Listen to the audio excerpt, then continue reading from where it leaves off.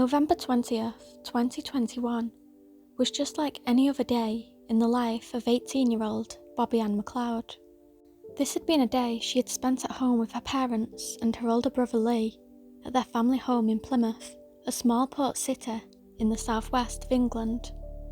At around 5:45 p.m. that evening, Bobbi had left her home in Liam, telling her father that she loved him for what would be the final time. She made her way to the bus stop just 4 minutes away on Bampton Road with plans to see her boyfriend. The winter's evening air was cold, and it had already begun to get dark out. Bobbi made it to the bus stop. We know this, as a passerby later recalled seeing the teen between 6:05 and 6:15 p.m, looking up the street to check for her bus.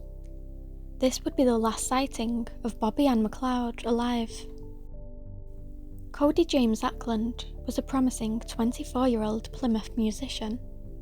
A guitarist in the indie rock band Rakuda, he was credited for being the main songwriter and lead guitarist. But under this guise was a very dark individual.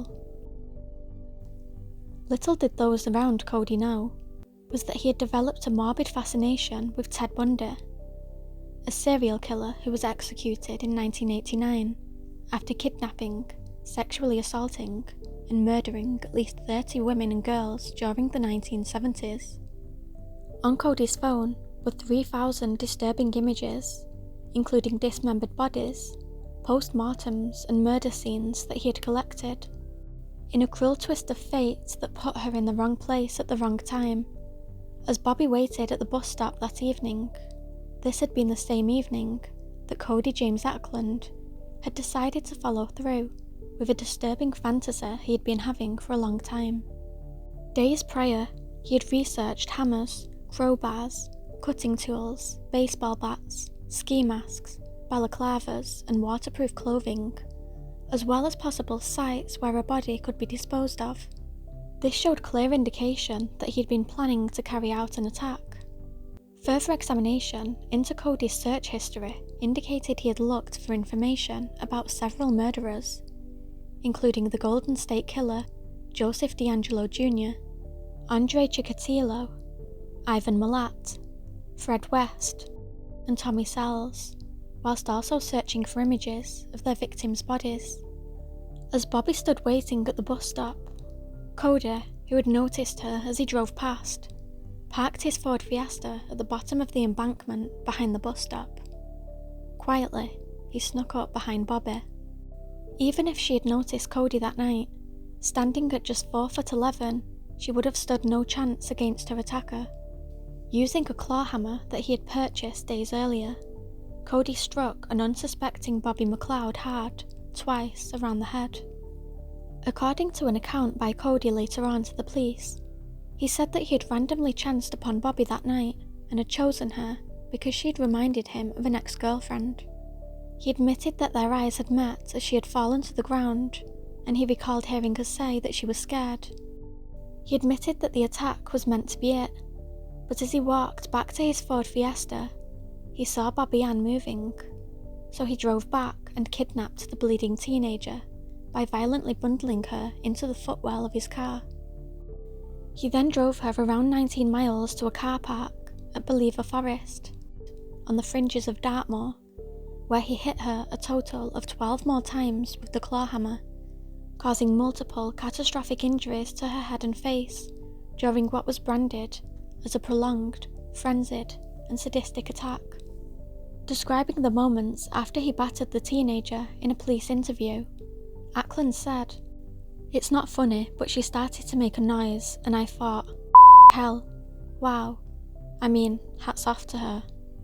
After finally stomping on her neck, Ackland put her body into the boot of his red car and drove more than 25 miles to Bovisand, on the eastern side of Plymouth Sound, where he stripped her of her clothes and some jewellery and dumped her body in undergrowth down a slope.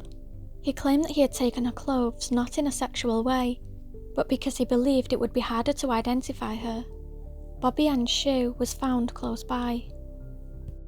At 7:45 p.m, after Cody disposed of Bobbi-Ann's body, leaving her naked and face down in the mud, down a 15-foot steep bank, he burned her handbag nearby, along with other items from the vehicle.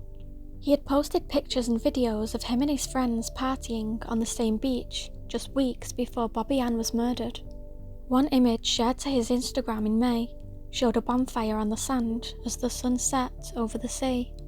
Meanwhile, as the hours ticked by, it would be Bobby's boyfriend who first raised the alarm at around 9 p.m.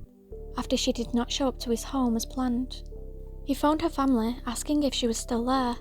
Her family called around her friends and her brother went out looking for her. Concern began to spread on social media, and the next day, members of the community and the police joined the search. By this point, police had launched an extensive missing persons search and made public appeals for help, along with her brother Lee, who made an emotional plea on Facebook for people to help find his missing sister, stating that someone has taken her. After the murder, Cody drove to the village of Tomerton Folliot and threw the hammer into a river, and a carrier bag containing blood-stained clothing into allotments. The hammer was not found despite a lengthy police search. The next morning, a schoolboy who had seen Bobbi-Ann waiting for the bus the night before had found her AirPods on a pathway behind the bus stop. The day after murdering Bobbi-Ann, Cody went into Plymouth, had a pizza, attended band practice and drank into the early hours of Monday the 22nd of November. His friends described how he laughed and hugged them as he socialised in the hours after the attack, appearing a lot happier than usual. He also called in sick from his job, and later that day, took himself to the cinema to see a science fiction film. On Tuesday the 23rd of November, Cody Ackland left work at a valeting department of a Plymouth garage around noon, and never returned. He sent a string of strange messages to friends, family, and members of his rock band saying he loved them, and at 1:30 p.m, he walked into Charles Cross Police Station. Wearing a face mask and a high-vis jacket from his job, he calmly approached the front desk with his arms behind his back and gave himself up.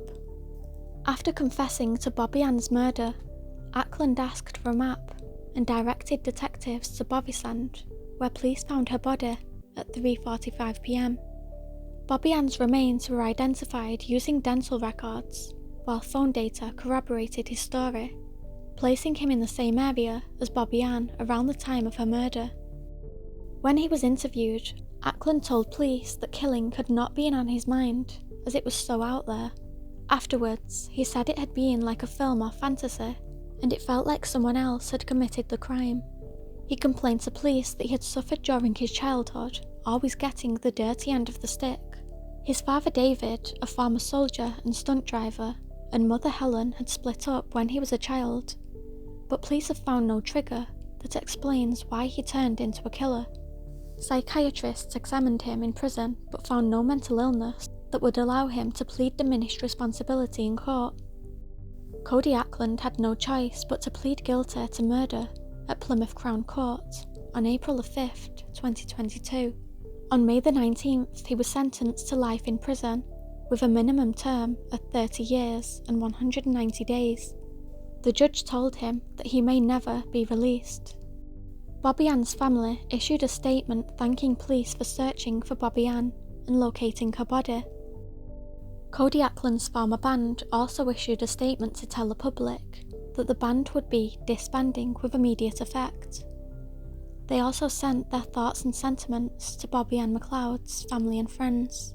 Hundreds of people lined the streets for the funeral of Bobbi-Ann Mcleod.